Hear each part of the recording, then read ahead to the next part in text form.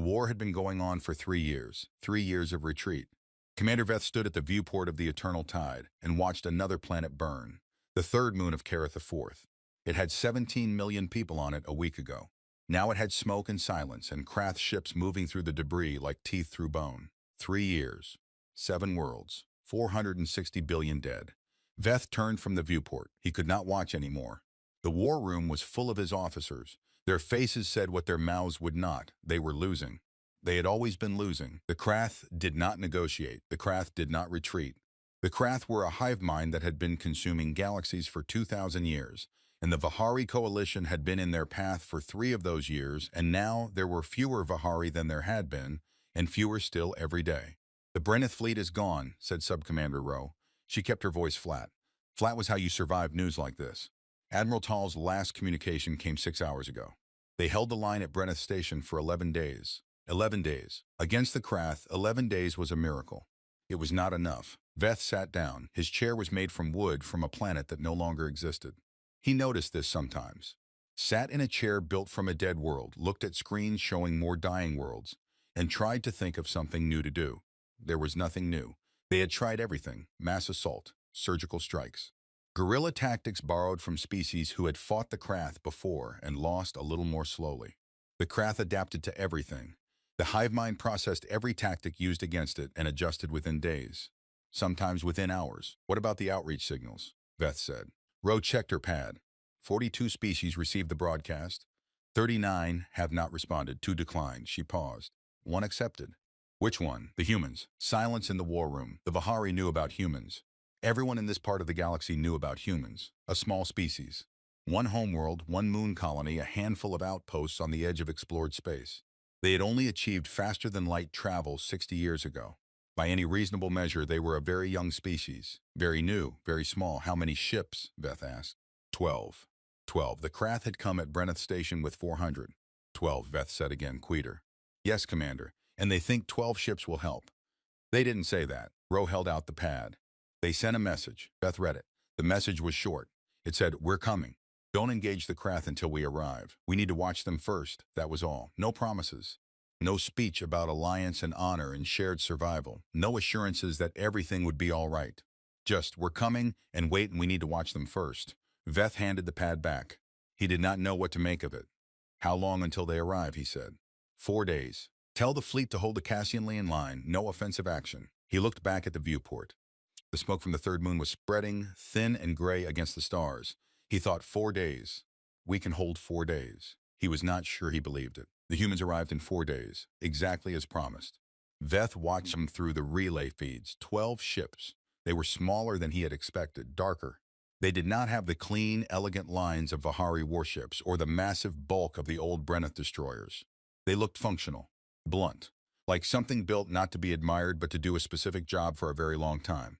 The lead ship broadcast on the coalition frequency. "This is Unsa Carrier Adamant, General Mira Kane commanding. Request permission to dock a shuttle." "Permission granted," Veth said. The shuttle was also dark, also blunt. It docked without ceremony. General Mira Kane walked off at 12 minutes later, and Veth's first thought was, she is very small. She was shorter than most of her own crew. She had gray-streaked hair cut close to her skull and dark, steady eyes that moved across the docking bay the way a scanner moves across terrain, not looking for beauty, looking for information. Every surface, every exit, every face, cataloged and filed and stored somewhere behind those eyes for later use. She crossed the bay and shook Veth's hand. Humans did that. He had read about it. The grip said, "I am here. I am real. I am not leaving." "Commander Veth," she said, "General Kane. Welcome to the Eternal Tide." "Thank you." She looked around the bay one more time. "Where can I see your battle records?" "Not, 'It's good to meet you.' Not, 'We're sorry for your losses.' Not, 'We're here to help.' Where can I see your battle records?" "We've prepared a briefing," Veth said. "Good." A small nod. "How long have you been fighting the Krath?" 3 years. Something moved in her eyes. Very briefly, there and gone. 3 years without a break in the advance? None. Have they ever used the same formation twice? The question was unexpected. Veth looked at Rowe. Rowe checked her records. "There are similarities between formations at times, but no exact repetition that we have found." Kane nodded slowly, almost to herself. "They adapt." "Yes, how fast?"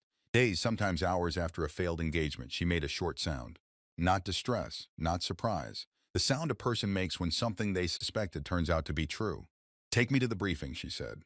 The briefing lasted 6 hours. Kane did not speak for the first 4. She had brought 2 of her people with her. A tall named Sergeant Harlan, who had the kind of face that had been broken and healed, and broken again so many times that the scars had become part of the structure of it. Steady and unremarkable, and a young woman named Lieutenant Senna, who spent the entire briefing taking notes on a physical pad with a physical pen. The Vihari officers found this baffling. Physical notes, paper.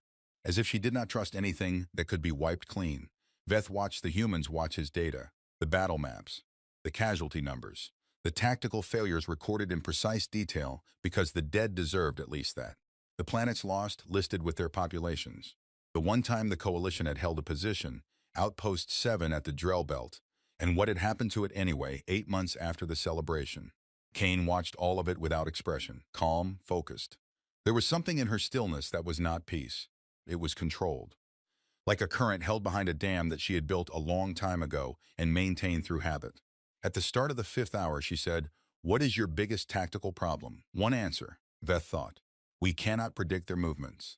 Every time we set a defensive line, they find a way through it or around it, because they adapt to your defenses. Yes, so stop being defensive, Kane said. The room was quiet. We've attempted offensive operations, Rose said. Careful, not challenging, just careful. The results have been not that kind of offensive. Kane stood up. She walked to the battle map and tapped a point deep behind Krath lines, a relay station, coded in red on the display. What is this? A Krath communications hub. We identified it 8 months ago and attempted a direct strike. What happened? We lost 40 ships. The Krath responded within 3 minutes with a force 3 times larger than our strike team. They had anticipated. They didn't anticipate it, Kane said. They felt it coming. 40 ships make a lot of noise. She stepped back. What is the smallest force that could reach that station? Veth did not follow the question. We would need, at minimum, to commit enough firepower to overcome the station's defensive. Smallest. Strip everything away, if you sent the least possible. 3 or 4 ships, perhaps. But the defensive grid would destroy them before. What if it wasn't ships, Kane said. The room was very quiet now. What are you suggesting? Veth asked. Kane looked at Sergeant Harlan. Harlan looked at her. Something passed between them that had no words attached to it. An old understanding. The kind built from shared experience that no one else had been part of. I am suggesting, Kane said slowly, that you have been fighting this war the way you know how to fight, and the Krath have been responding the way they know how to respond. And that is why you are losing. You are giving them exactly what they expect. She looked at the map. You need to stop giving them things they know how to process. And humans know how to do this, Rose said. There was something in her voice. Not quite doubt, something more tired than doubt. Kane looked at her steadily. We've had a long time to practice being unpredictable, she said. We were very good at it before we had spaceships. She said it without pride, without threat, as if it were simply a fact of their history, like their star's color or the gravity of their homeworld, something they had been born into and learned to use. Ro did not answer. That night, Veth sat alone in the command room and thought about the humans. He had read about them, of course. Everyone had read about them. A young species, 60 years in space, one homeworld, a recorded history that their own scholars described with words like catastrophic and relentless and cyclical. Wars that lasted centuries. Wars fought over strips of land smaller than most space stations. Wars fought over ideas that could not be touched or measured. Wars fought over almost nothing sometimes, driven by something inside the human animal that could not be easily named. They had nearly destroyed themselves twice. Once with weapons that split atoms and salted the Earth for generations. Once with something slower, a collapse of systems they had built and depended on and pushed past the point of recovery. 30 years of that. 2 billion dead, billions more displaced. Their whole civilization cracked open like a hull breach, and they had come out of it. They had come out of it and built ships and reached the stars, and here they were, 12 blunt dark vessels at the edge of a war that was not theirs, sent by a species that had spent most of its own history killing itself with spectacular creativity. Veth was a student of other people's histories. He had studied many species. He had never found another that had come that close to self-extinction and kept going anyway. He thought he understood something about that now. A little. The survivors had not been the strongest. The survivors had been the ones who adapted, who found something new when everything familiar had been destroyed. Who had, and this was the part he kept returning to, an almost structural refusal to accept that defeat was the end of the story. The Krath adapted to what they observed. The humans adapted to everything, including things no one had ever seen before. He thought about Kane's question: smallest force, not most firepower, least, quietest, most invisible. He thought about the wood in his chair, the planet it had come from, the people who had lived there, who were ash now, who existed only in records, and the memories of anyone who had known them. He thought about the 17 million on the third moon of Kareth IV. He thought about what another 3 years of this would look like. He picked up the comm. "General Kane," he said, "I would like to continue our conversation." Her answer came back in under a minute. "I was hoping you'd say that," she said. They talked until the station cycled into night shift lighting, into the dim blue the Vihari used to signal sleep hours. Kane did not seem to need sleep, or she needed it and treated it as optional. Veth could not tell which. She talked about the Krath the way an engineer talks about a failing structure, hunting the stress points, the places where the load was uneven, the joints that might give way if you knew exactly where to push. She had spent 3 days reading every record Veth had on the Krath, every battle log, every field report, every failed strategy filed by officers who were mostly dead now. And she had built a picture of them that was different from the one Veth had built across 3 years of losing. "They think as a mass," she said. "Every Krath is connected to the whole, which makes them fast. Collective processing, collective response. But it also means they cannot separate," Veth said. "They cannot individuate," Kane corrected. "They have no concept of one unit making a choice the rest don't immediately know about. One soldier moving without the hive knowing. One action taken in genuine secrecy." She tapped the table once. "They have no concept of a secret." Veth was quiet. He sat with that for a long moment. "We're going to use that," Kane said. "How?" She told him. When she finished, the command room was very still. Sergeant Harlan, who had stood by the door for 6 hours without sitting or complaining or asking for water, let out a slow breath. Not fear, not quite, something older than fear. The look of a man picking up a weight he had carried before and knew the shape of well enough to hate it. "It will work," Kane said, "if your people trust us and follow our lead." "They will follow," Veth said. He meant it. He was looking at her, and he was thinking about the chair beneath him, built from the wood of a dead world, and he was thinking, "We have nothing left to lose. Nothing except the worlds that are left." He was also thinking, for the first time in 3 years, something that was not despair. He could not name it yet. It was too new, too small and careful to name. "When do we begin?" he said. 6 days, Kane said.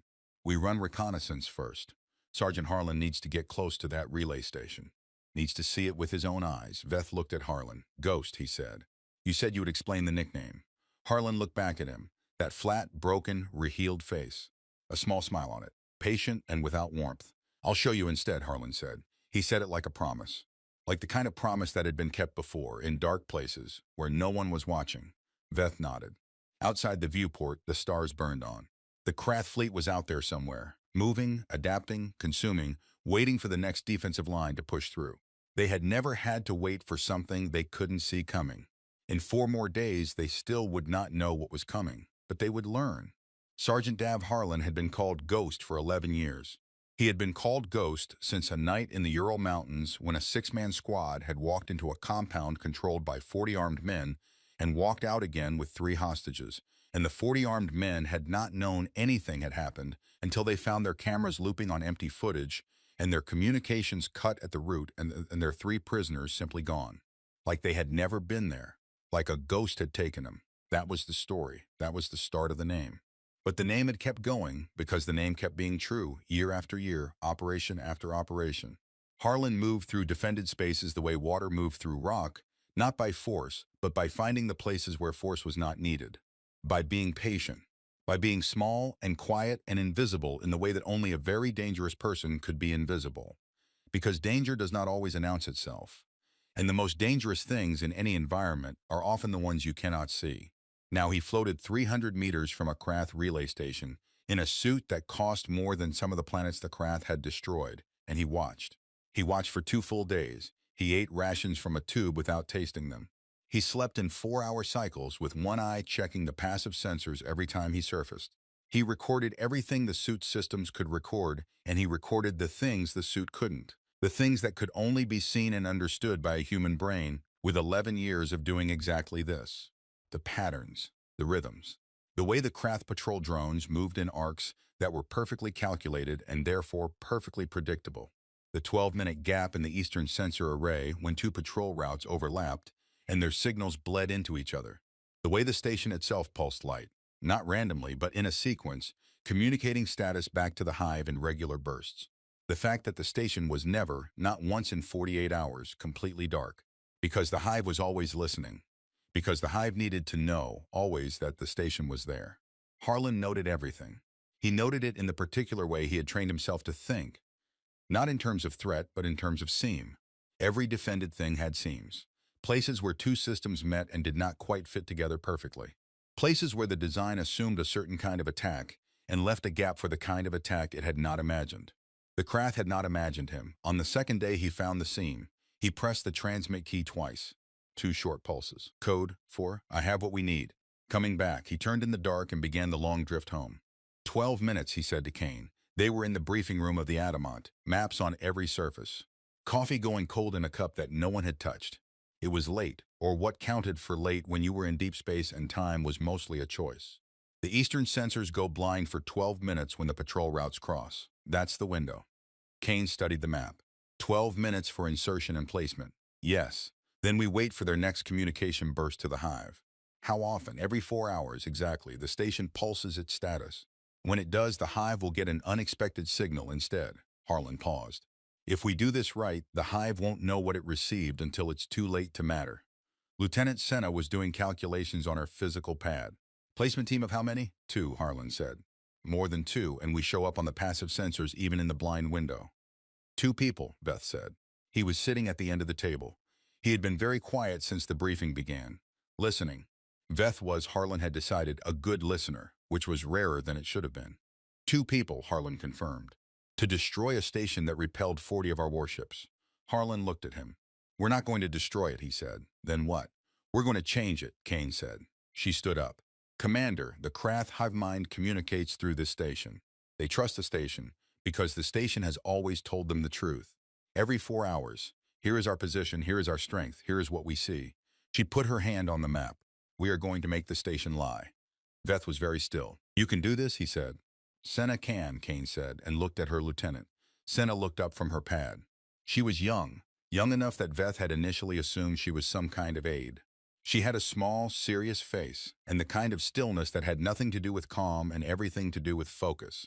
I've been studying their signal architecture since we arrived, Senna said. Their communication language is complex, but it's rigid. No variation, no improvisation. She set down her pen. They don't lie to each other. They have no mechanism for it. So they also have no mechanism to detect it. The room was quiet. We inject a false status signal into the 4-hour burst, she continued. The station tells the hive that a certain sector is clear, that a certain coalition defensive position is weak and undermanned, that the gap at the Cassian line is an opportunity. You're going to make the hive walk into a trap, Veth said slowly. We're going to make the hive lead itself into a trap, Kane said. That's different. We don't force them. We make them believe they chose it. Veth looked at her for a long moment. There is a saying in Vihari culture, he said. The best trap is the one the prey builds for itself. Kane's expression did not change much, but something in it shifted. We have the same saying, she said. More or less. Harlan and Senna went out 4 days later. In a 2-person insertion craft that was less a ship and more an absence of a ship, a hull designed specifically to swallow radar, light, and heat, to present as background noise in the electromagnetic spectrum, to be nothing. They crossed 300 kilometers of monitored space in 4 hours and 10 minutes. They entered the 12-minute window with 40 seconds to spare. Harlan moved first. He had done this enough times that his body did it without full instructions from his brain, muscle memory taking over. Each motion precise and minimal, nothing wasted. He neutralized the 2 exterior access sensors with a tool the size of a thumb, no explosion, no visible damage. They would read as functional when the patrol passed. Senna moved into the station access port behind him. Inside, the station was automated. No Krath present, they didn't need to be. The hive didn't station bodies where machines would do. This was the seam, the thing the Krath hive mind had never needed to think about. An unmanned post was also an undefended one, in the ways that mattered most. Senna worked in silence. Her hands were perfectly steady. She'd been doing this kind of work since she was 22.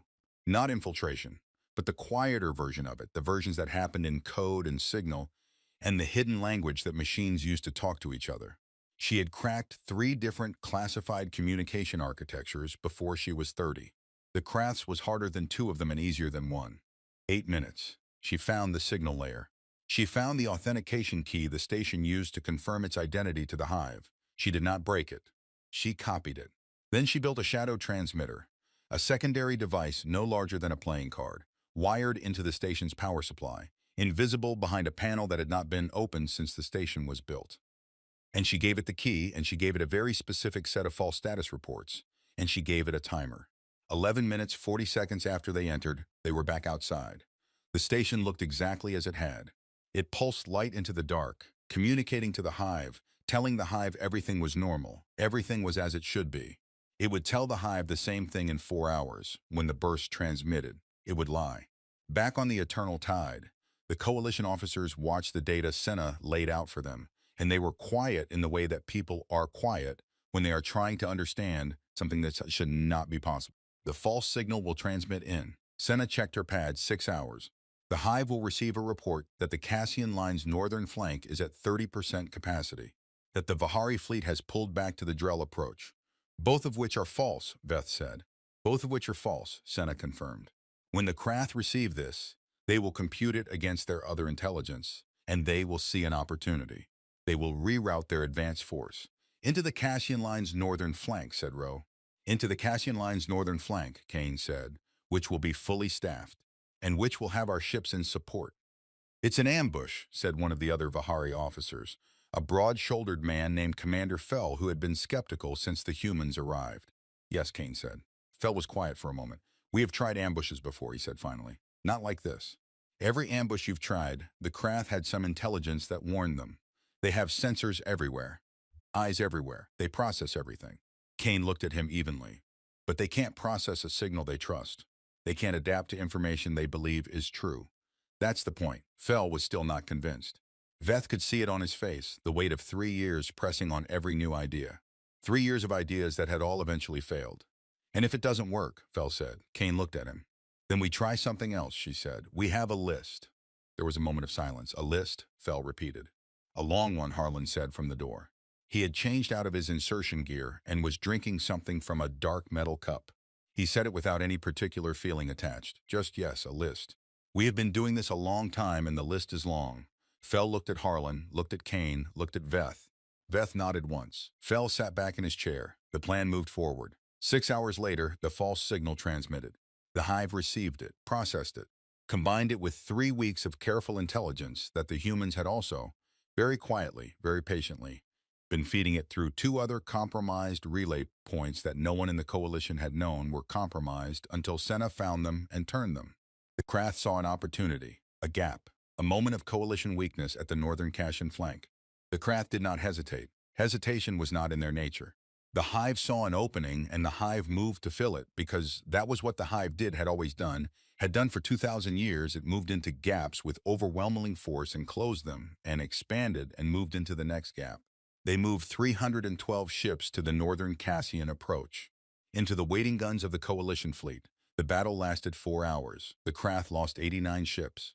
They had not lost that many in a single engagement in the entire 3-year war. They had never been surprised before. They had processed every enemy signal, every troop movement, every tactical decision, and they had always known. They had not known. They folded back from the Cassian line for the first time in 14 months. In the war room of the Eternal Tide, officers who had not celebrated a victory in 3 years were very loud. Rowe was gripping Veth's arm. Commander Fell had both hands on the back of his chair, leaning into it, and his face was doing something it had not done in a long time. Veth looked at Kane. Kane was watching the tactical readout. She was not celebrating. Her expression was the same as it always was, focused, steady, contained. But there was something new in it, something small and hard and bright. They'll adapt, she said quietly. They'll know the relay was compromised. They'll audit their other stations. How long? Veth asked. A week, maybe 2. She looked at him. We won't use that method again. But we don't need to. Because you have a list, Veth said. Because we have a list, she said. Outside, the stars burned. The Krath fleet was out there in the dark, folding back, processing a loss it had not believed was possible. Searching for the source of the lie. Looking for what had changed. They were looking in the right direction. They just didn't know yet what they were looking at. The Krath did what the Krath always did after a loss. They came back bigger. 11 days after the ambush at the Cassian line, the hive sent 470 ships toward the Vihari's most critical resupply point, a station called Reach 7. sitting at the junction of three coalition supply lanes. If Reach 7 fell, the whole front would begin to starve within weeks. No fuel, no ammunition, no replacement parts for damaged ships. The coalition's fighting strength would drop by half in a month, and by three-quarters by 2 months. And after that, there would be nothing left to fight with. The Krath knew this. The Hive had been building toward Reach 7 for months, and the Cassian loss had not changed the plan. It had accelerated it. The Hive had processed the ambush and reached a conclusion. The coalition was still trying something new. The answer to something new was to end the game before the new things could matter. 470 ships. The coalition had 93 available to defend Reach 7. Veth looked at the numbers on his screen, and for a moment the 3 years of losses pressed down on him like physical weight. Then he looked at the 12 human ships and thought about what Kane had said in their very first conversation. "Stop being defensive," he called her. "I know," Kane said before he could speak. She was already at the tactical display. "We've been tracking their fleet movement for 6 days. You knew they were coming here?" "I suspected. Reach 7 is the logical target. They can't respond to one surprise, so they're going for the thing that removes the need for future surprises." She pulled up the formation data. "Look at this. 470 ships, but look at how they're arranged." Veth looked. He had looked at Krath formations for 3 years. He knew them better than he wanted to. "It's standard overwhelming force approach," he said. "They expect to push straight through any defense." "Yes, straight through. Forward momentum, mass at the front, overwhelming the center." Kane tapped the outer edges of the formation on the display. "The flanks are light. The rear is almost nothing, because they've never needed a rear guard. No one has ever gotten behind the Krath advance. Because getting behind the Krath advance means going through it," Veth said. "Or around it." She looked at him. "Or underneath it if the terrain is right." The terrain of space was not terrain in any traditional sense. But the gravitational geography, the dense fields, the debris clusters, the places where normal engines strained and sensor arrays got confused by background interference, that was terrain. And Kane had spent 11 days mapping it. She showed him. The plan was, by Vahari standards, almost too simple to be taken seriously. The Coalition's 93 ships would form a defensive line directly in the Krath's path. Loud. Obvious. Exactly what the Krath expected. Exactly what they had been beating through for 3 years. The Krath would come at them hard. The humans would be somewhere else entirely. "We'll move through the Ven debris field," Kane said. "It will shred our sensor arrays if we're not careful, but it will also block their sensors completely. We go through it. We come out behind them. And then you hit their rear while they're focused on our front," Veth said. "While they're certain they're about to win," Kane said. "The moment an enemy is certain they're winning is the moment they're least prepared for something to go wrong." Veth thought about this. They will adapt. They will turn to face you, some of them will. And when they turn, your people hit the center while it's undefended. She straightened. "We hold them in 2 directions at once. The Hive is fast at processing one problem. 2 simultaneous problems from opposite directions. Can it process both? We don't know." She paused. "But we know it's never had to try before." There were other officers who had opinions about the plan. Commander Fell was chief among them. "We're committing our remaining operational fleet to a defensive line that is supposed to look weak," he said, in the meeting that followed. "We need them to believe we're failing. So we show them a defensive line and we let them hit it, and we absorb the damage while we wait for the humans to come around from behind." He looked at Kane. "How long for your ships to traverse the Ven debris field?" "Best estimate 3 hours. 3 hours in which the Krath are hitting us with 470 ships." "Yes." Fell was quiet for a moment. His hands were flat on the table. His voice was very controlled. "We have 93 ships, yes, against 470, yes, for 3 hours." Fell looked at Veth. He did not say anything. He did not need to. Veth looked at Kane. "Is this possible? Can 93 ships hold against 470 for 3 hours?" Kane's expression did not change. "That depends on how they hold. If you try to match them force for force, no. You'll lose in 40 minutes. Then how? You don't fight them on their terms. You fight the way people fight when they're outnumbered and they know it and they still refuse to leave." She paused. "You make every engagement cost them more than it should. You don't defend a line. You defend a concept. You make retreating impossible by making it pointless. Every meter they take has to be paid for so heavily that their advance slows to nothing." "A war of attrition," Rowe said. "A war of expense," Kane said. "You make the assault too expensive to complete quickly. Buy us time. That's all we need." Fell looked at his hands. He looked at Veth. He looked at the tactical display. The Brenneth fleet held for 11 days, he said quietly. And we are asking for 3 hours, Veth said. Fell closed his eyes for a moment. 3 hours, he said. He opened them. Get your ships through that debris field, General. The Krath came 12 hours later, as predicted. They came in mass, in the standard overwhelming formation that had broken every coalition defense for 3 years.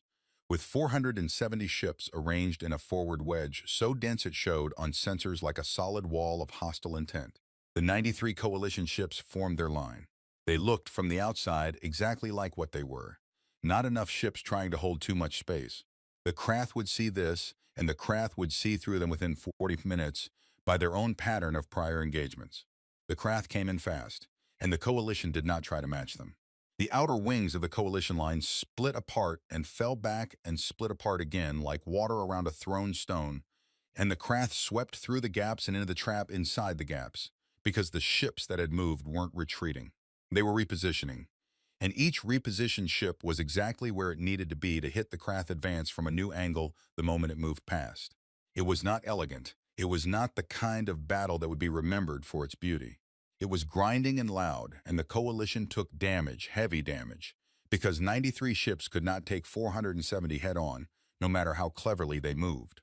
Ships went dark, ships vented atmosphere. Ships took hits that they could survive and hits that they could not. And the crews aboard them did what crews do when the ship around them is failing. Some of them died, and some of them fought, and all of them held. They held. Not because they were winning. They were not winning. They were losing, slowly and deliberately and at extraordinary cost to the Krath, and they were losing in a direction, losing in a controlled way, losing while keeping the Krath advance pinned to a specific corridor so that it could not spread, so that the wedge stayed a wedge and did not become a flood. 2 hours and 40 minutes into the engagement, a coalition frigate named the Steadfast took a hit that killed its engines and knocked it broadside into the advance lane. It was not a large ship. It should not have mattered. The crew of the Steadfast chose not to be evacuated. They used the ship itself as a weapon, running every remaining system, guns, power cells, emergency thrusters, on full until the ship tore itself apart, and they tore apart 17 Krath vessels with it, and they bought 11 additional minutes. 11 minutes. In 11 minutes, the human ships came through the Venn debris field. They came in low and dark and very, very fast. 12 ships. Against 470, 12 ships should have been nothing. Should have been a footnote. They were not nothing. They hit the Krath rear in a pattern that had no direct equivalent in any tactical database the Krath hive mind had compiled, because it was not a pattern in the traditional sense. It was controlled chaos, each human ship operating independently, finding its own targets, making its own decisions, no central coordination beyond the single shared goal. Do not let them turn and reform. The Krath rear turned. The coalition center hit the advance from both sides. The hive processed. 2 simultaneous problems from opposite directions, the thing it had never faced before, the thing it had no template for. Its communications began to conflict. Orders went out that contradicted each other.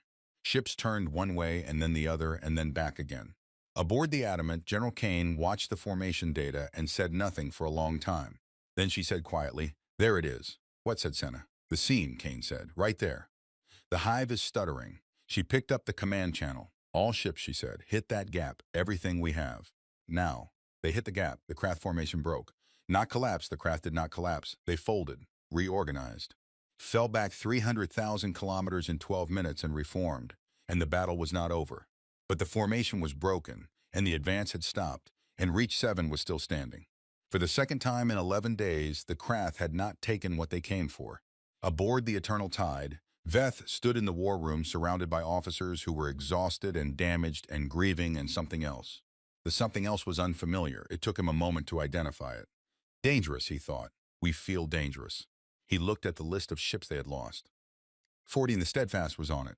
He would write the names of the Steadfast crew himself. Later alone in the Bahari tradition, the recording of the freely chosen dead. He looked at the list of Krath ships destroyed in the engagement, 112, in one battle. 112 against 14. The Krath had never traded at those numbers, not once in 3 years. His comm signaled, "Kane, Commander," she said. Her voice was the same as always, calm and flat and working. "They'll be back. More ships this time. I know," he said. "We need to talk about Phase 2. I know that too." A pause. "Brief. Your crew on the Steadfast," she said. "They didn't have to do that." "No," Veth said. "They gave us the window." "Yes." He looked at the wall. At nothing. They have been holding windows open for 3 years. Every crew we have lost has been holding a window for something that was supposed to come through it and never did. He stopped. Something came through this one. Kane was quiet for a moment on the other end. Something's going to come through all of them, she said. It was not a comfort. She had not meant it as one. She said it like a calculation, like a fact she had arrived at through work. He believed her anyway. Outside, the stars burned. The Krath fleet regrouped in the deep dark. The hive was processing, searching for the shape of what had just happened to it, trying to find the template. There was no template for this. That was the point. The hive had never known fear. It was not designed for it. Fear was, at its core, a mechanism for individuals, a signal sent from one part of a system to the whole saying, danger here, change course, protect yourself. Individual creatures needed fear because they were alone. They could be separated from their group. They could be targeted. They could be cut off. The Krath hive mind was never alone. It could not be targeted in the way individual things could be targeted. It could not be cut off from itself, because it was itself everywhere, spread across thousands of ships and millions of bodies and the vast communication web that connected them all. There was no self to protect. There was only the hive. So the hive processed threats the way all collective systems process threats, not with fear, but with response. Stimulus, processing, counter-response. The Krath had been doing this for 2,000 years. Every species they had faced had presented new stimuli. The hive had processed everyone. But something had been happening to the hive's processing in the 17 days since the Cassian ambush. The stimuli were not resolving cleanly. The relay station deception had been found. The hive had audited every communication point in its advanced network and found 2 more compromised stations and neutralized them. That was clean. That was solvable. The hive understood that someone had lied to it, found the mechanism of the lie, and removed it. But the battle at Reach 7 did not resolve cleanly. The hive ran the engagement data 14 times, 14 full analyses of the combat record. And every time there was a portion of the record that produced conflicting conclusions. The 12 human ships. The hive had records of human vessels. The humans were new to space, limited in number, technically outmatched by almost every established military power in the region. Their ships were small. Their weapons were standard. Their shields were by any measurement below average. The hive had records of the 12 human ships doing things that the hive's models predict they should not have been able to do. Moving without pattern. Adapting in real time to targets the hive's models said should not have been predictable to them. Hitting weak points in the Krath rear formation that the hive had not known were weak points until the weapons were already there. The hive ran a query. It searched its historical records for every species it had ever encountered and pulled every record of unexpected behavior that had caused processing errors. The results were sorted by frequency. The humans were not in the results. They had only been in space for 60 years. They had never intersected with the Krath before this. The hive created a new file. It filed them under a category that had until now had only 3 entries in 2,000 years. The category did not have an exact translation into any language the Vihari coalition used, but the nearest equivalent was unknown mechanism of action, which was the hive's way of saying, we don't know why this works, and we don't know how to stop it yet.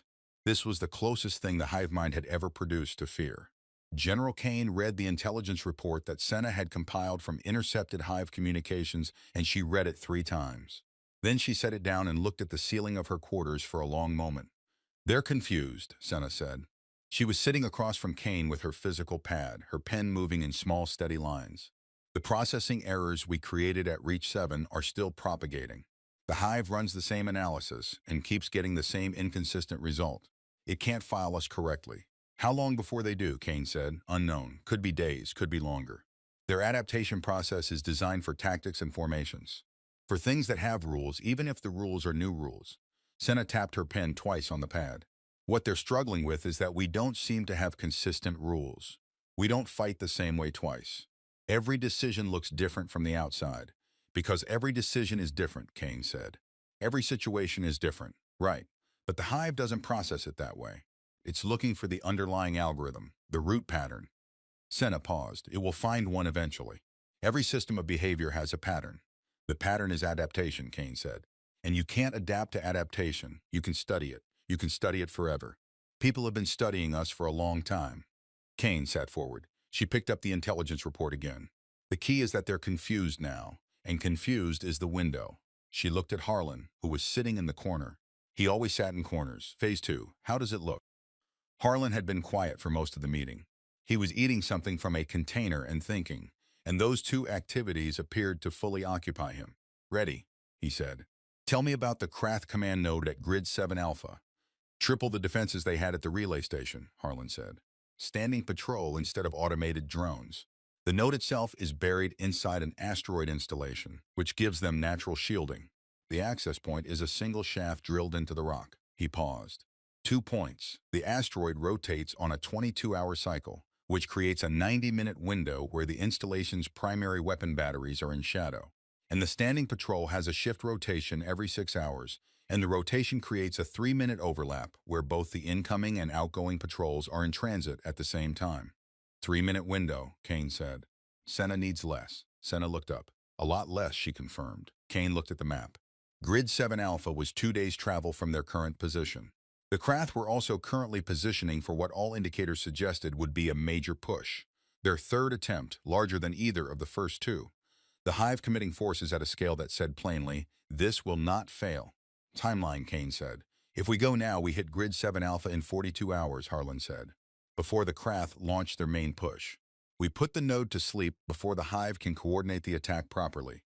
And if we're not fast enough, then the Krath launch the attack before the node is down, and we have to fight the whole thing without the advantage. He set his container down. We'll be fast enough. He said it the way he said most things.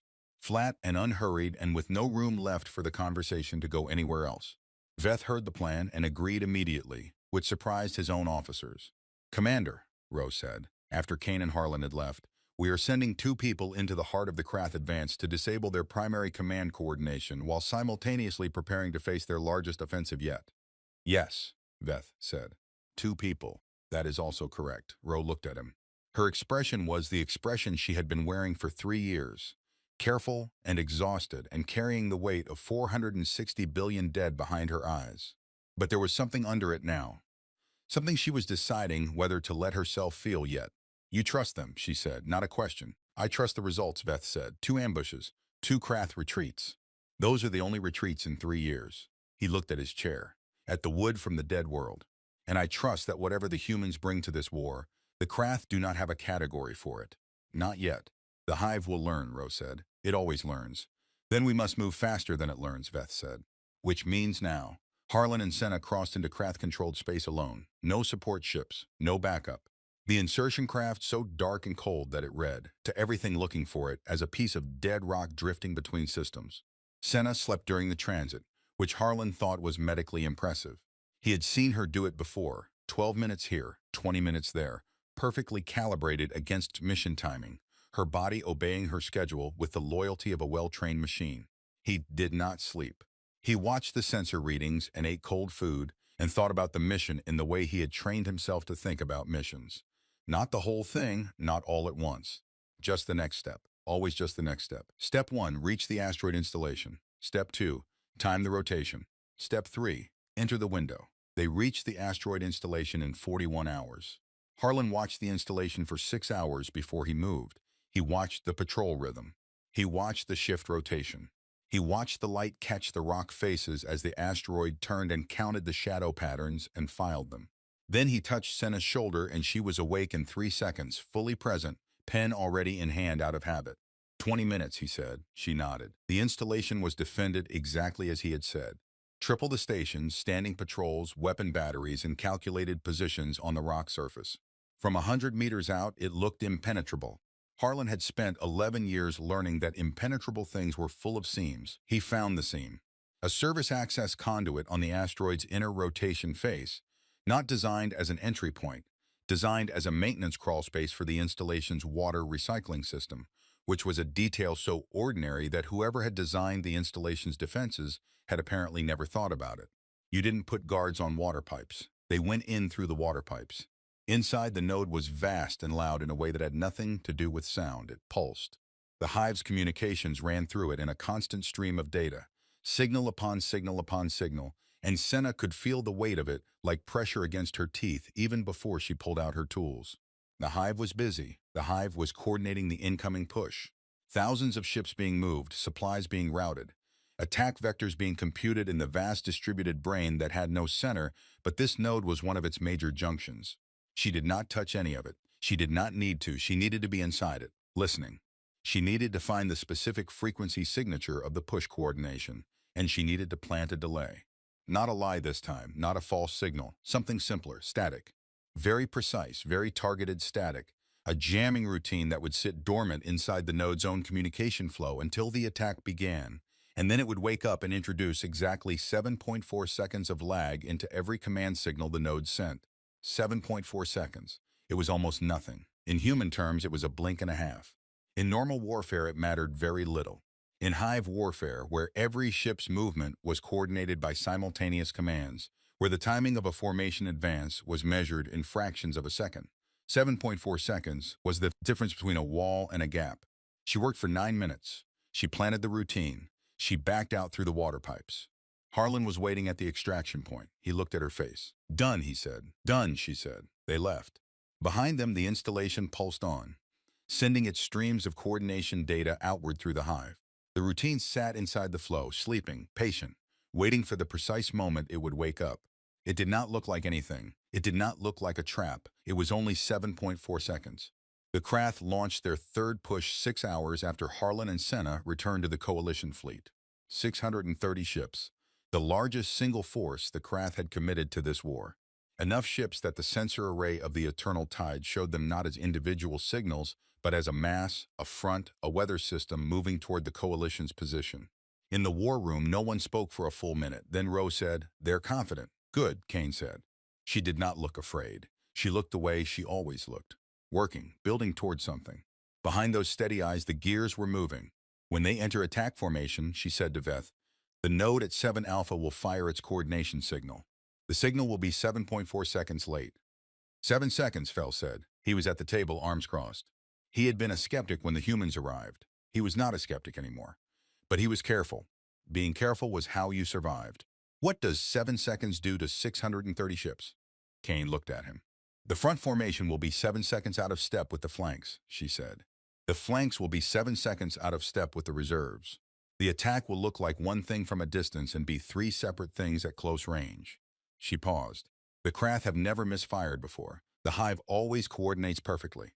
So the fleet will continue to advance even when the timing breaks, because every part of the hive will assume the other parts are correct and they themselves are the error.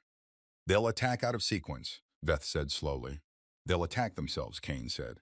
"Not deliberately, not catastrophically, but enough." "Enough for what?" She looked at him.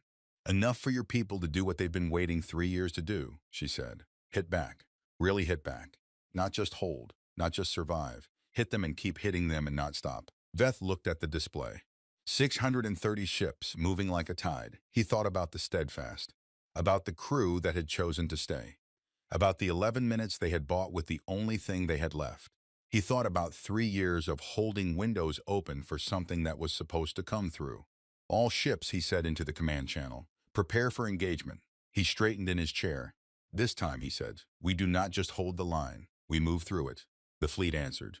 Outside, the Krath advance rolled forward, 630 ships moving with the absolute certainty of a hive that had never lost a major engagement, never been surprised, never found something it could not process and overcome. The certainty was about to develop a crack, small as 7 seconds, wide as everything. The Krath advance arrived in perfect formation. 630 ships, arrayed in the wedge that had broken every defensive line for 3 years, moving at coordinated speed, the front edge dense with firepower, the flanks spreading wide to prevent the encirclement tactics the Coalition had last attempted at Reach 7. They had processed the last 2 engagements. They had adapted. The formation showed it, tighter flanks, a stronger rear guard, the gaps they had shown before now closed. For 30 seconds after the Coalition fleet came on sensors, the Krath formation looked unstoppable. Then the coordination signal from Grid 7 Alpha reached them. 7.4 seconds late. It was not visible. No ship changed course dramatically. No formation visibly broke. From the outside, nothing appeared to happen at all. But inside the hive, something went wrong. The front edge of the wedge received its attack command on schedule. 700 milliseconds later, the flanks received theirs. But the flanks had been waiting for a simultaneous command, and the delay read to each flank ship as an error in its own receiving systems. Each flank ship double-checked its connection to the hive. The hive confirmed all was operational. The command resent. 4 seconds lost. The front edge advanced. The flanks checked again. 3 more seconds. The front edge was now 7.4 seconds ahead of the flanks it was supposed to be even with, which meant the front edge was exposed on both sides in a gap, so small it would not have mattered in any conventional engagement. But the coalition fleet was already moving, and the human ships were already targeting it, and the gap was real. A gap that lasted 7.4 seconds. Into the gap the coalition fleet struck. Veth had been in battles before. He had been in 37 engagements in 3 years of war, and he had felt what battle felt like when you were losing, the sense of ground giving way, of responses coming too slow, of your own force shrinking as the enemy's didn't. The particular weight of a retreat that you were calling orderly, because the alternative word was rout. This was not that. This was something he had no prior frame for. The coalition fleet hit the exposed front of the Krath advance with everything, and the human ships hit the flanks from angles the Krath's tighter formation had not accounted for, because the angles had not existed in any of the Krath's prior engagement data, and the Krath front edge stopped for the first time in 3 years. Stopped, in space, in the middle of an advance. The front edge took the hit and fired back, and the coalition took damage. They always took damage. The Krath were enormous and well-armed, and not afraid of anything, or had not been until recently, but the front edge did not push through. The hive processed this, sent new orders. The flanks received them, 7.4 seconds late. The flanks moved to support the front. By the time they arrived at their commanded positions, the positions were wrong because the engagement had moved. The hive recalculated, sent new orders, 7.4 seconds late, again and again. Each new command arriving just enough behind events that it was no longer quite addressing the situation it had been sent for. The hive was fighting the battle it had analyzed 7 seconds ago, not the battle that was happening now. It was chasing its own data, perfectly and uselessly precise. It had never chased its own data before. It did not know how to stop. On the Adamant's bridge, Kane watched the tactical feed and said very little. She had done this before, not with the Krath, but she had spent her life finding the seams in things, the points where a system's own design became its vulnerability. And she had seen what happened when a thing that was built to always be right suddenly encountered being wrong. The processing cost, the stall, the moment where the system's confidence in itself became the trap. The Krath had been certain they were right for 2,000 years. Being wrong was catastrophic to a thing that had never practiced it. Senna, she said, how long before they burned through the lag? Senna's pen was moving in short, rapid strokes. The routine will degrade. They'll adapt the node around it in. She did the calculation 40, maybe 50 minutes, 40 minutes, give or take. Kane looked at the battle. The coalition was pressing hard into the exposed front. Harlan's squadron was deep in the Krath flanks now, burning with a ferocity that Kane watched and understood and felt something complicated about. She had built these soldiers. She had trained them, chosen them, trusted them with the missions that no one else was asked to do. And she had brought them here, to a war that was not theirs, because she had looked at the data and understood what was coming if no one came. She did not let herself think about the ones who were not coming back. Not now. That was for later, for the quiet after. Push the reserve squadron, she said. Everything now. We don't wait for the flanks to finish. We go through the center while it's broken, and we don't stop. The reserve squadron received the order.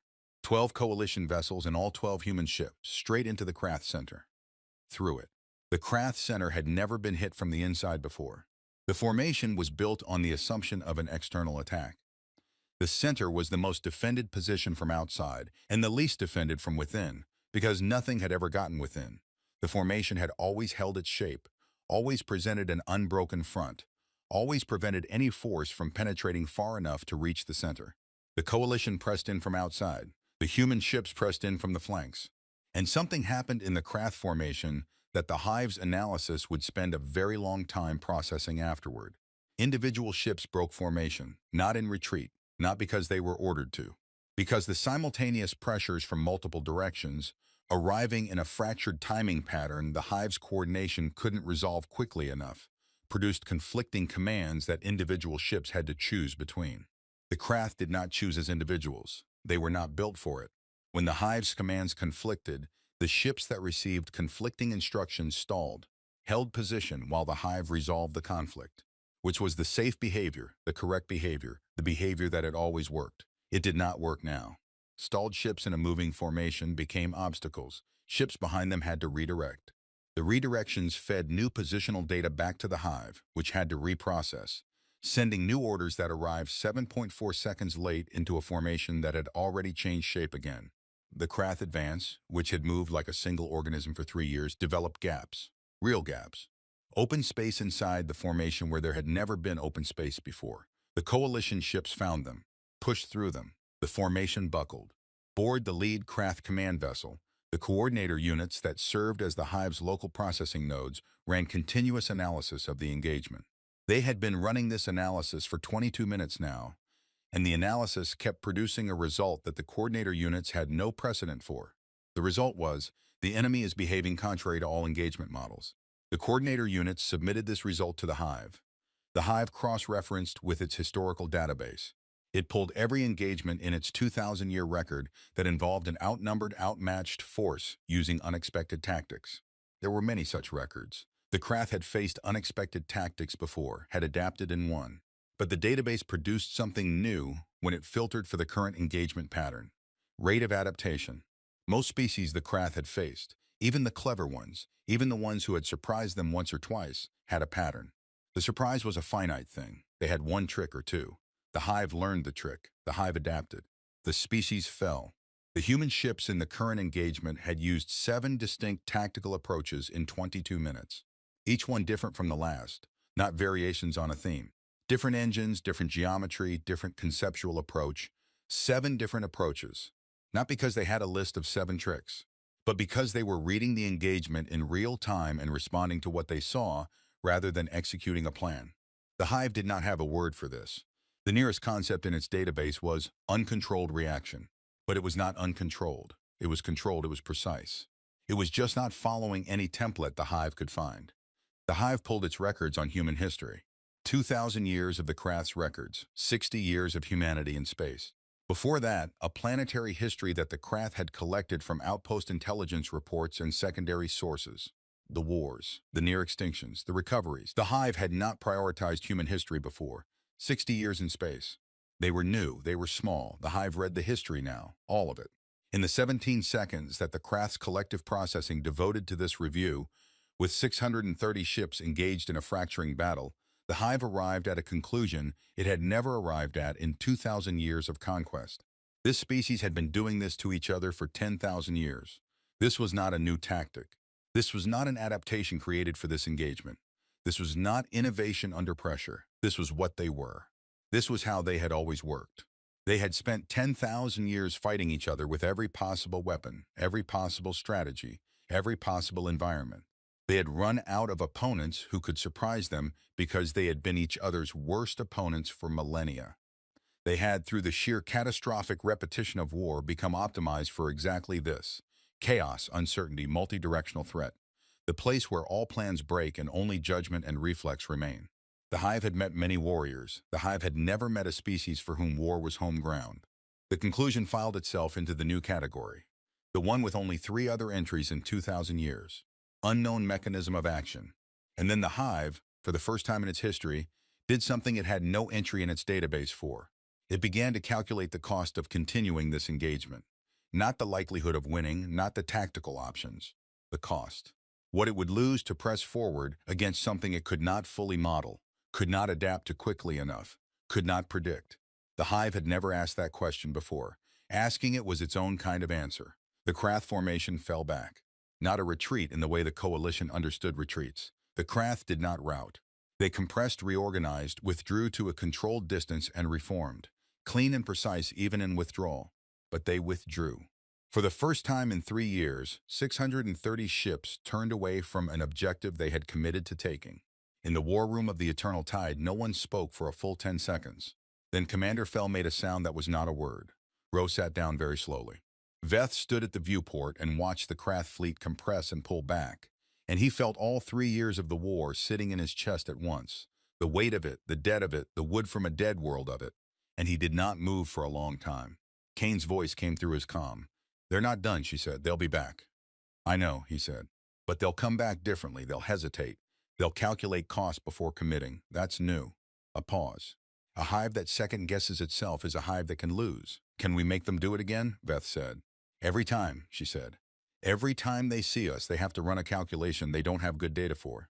And every time they run that calculation, they lose time and certainty and coordination. Another pause. We just have to keep being ourselves. He heard something in her voice, not triumph, something quieter, something that had been paid for. How many did you lose, he said. She was quiet for a moment. 3 ships, she said. 17 confirmed crew, more still unaccounted for. Veth closed his eyes. They will be recorded, he said. Our tradition, the freely chosen dead. Thank you, Kane said. Just that, nothing more. That night, the night after the battle, the night the Krath retreated for the 3rd time in 25 days.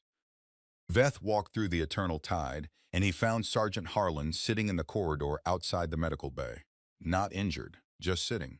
Back against the wall, long legs stretched out, the cup of something dark in his hands, his eyes looking at the middle distance where there was nothing to see.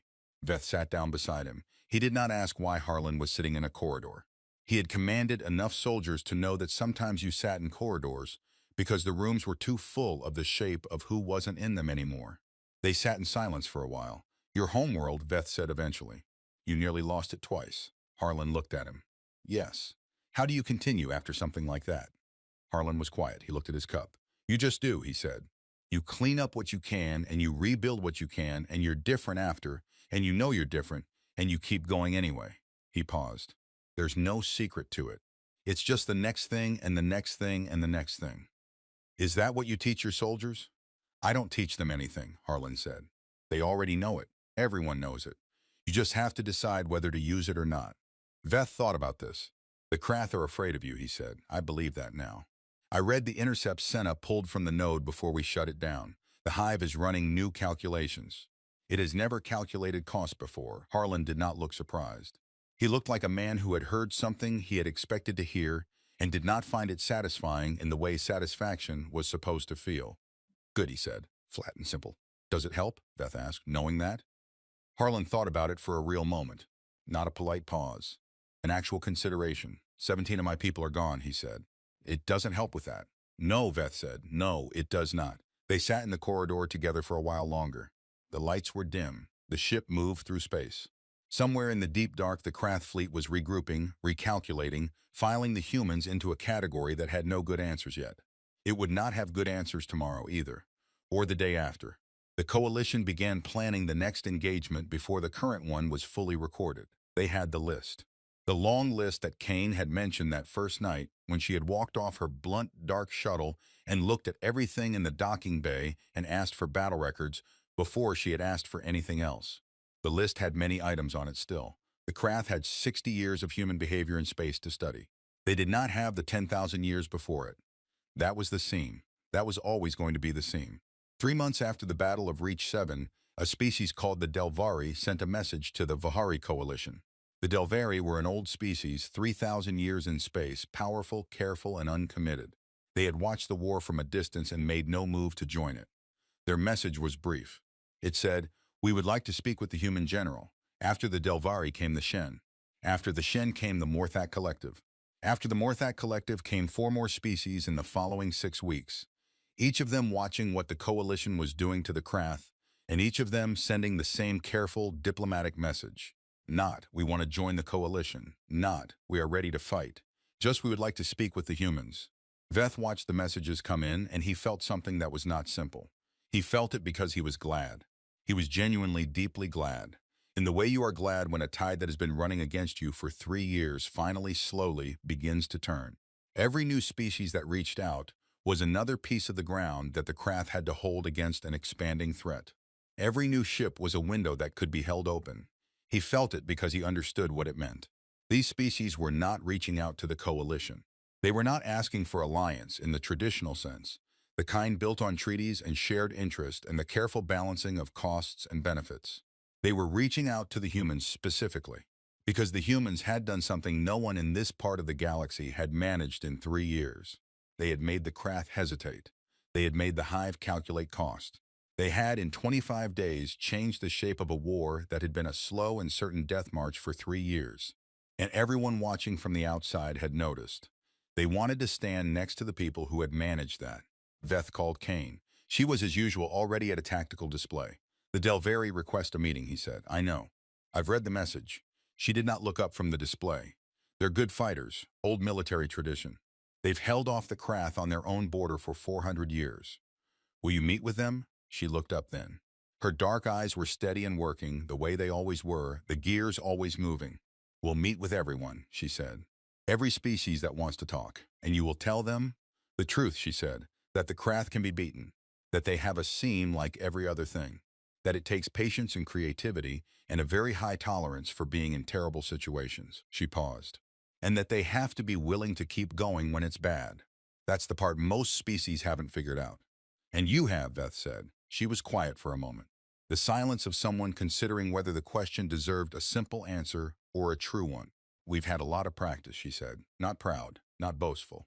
The same way she said most things, as a fact arrived at through experience, the kind of experience that left marks, the kind that did not allow for simple pride. Veth nodded, though she could not see it. He thought about the chair. He thought about the wood from the dead world. He thought about all the dead worlds and all the dead crews, and the steadfast and its 11 minutes, and the 3 years of loss that had preceded the 25 days of something different. He thought about what it meant that a species this young, this small, with this much of their own terrible history still raw behind them, had come out here to a war that was not theirs, with 12 ships, and a list, and a sergeant with a broken and rehealed face who sat in corridors and said, "You just do the next thing, and the next thing, and the next thing." He thought he understood something now about why the Krath were afraid. It was not the tactics. It was not the creativity or the adaptability or the 11 years of practiced infiltration that made a man walk through defended spaces like he was not there. It was simpler than that. The Krath were afraid because they had found something they could not calculate the end of. Something that had already survived its own extinction twice, that had come out of each catastrophe different and harder and still moving, that did not know how to stop fighting in the way that deep water does not know how to stay still. The hive had asked for the first time in 2,000 years, "What will this cost us?" The answer was the problem. The answer was, we don't know. And we don't know when it stops. And we don't know what it becomes next. The Krath had consumed 2,000 years of other species' histories. They had just met a species with no bottom. Outside the viewport of the eternal tide, the stars burned. The Krath fleet was out there somewhere, reformed and patient and calculating, building a new answer. The coalition was building too, more systems, more allies. The list, working its way down item by item through ideas that had never been tried in this war, because this war had never had humans in it before. Somewhere in the corridor outside the medical bay, a sergeant with a broken face drank something dark from a cup and thought about the next step. Just the next thing, and the next.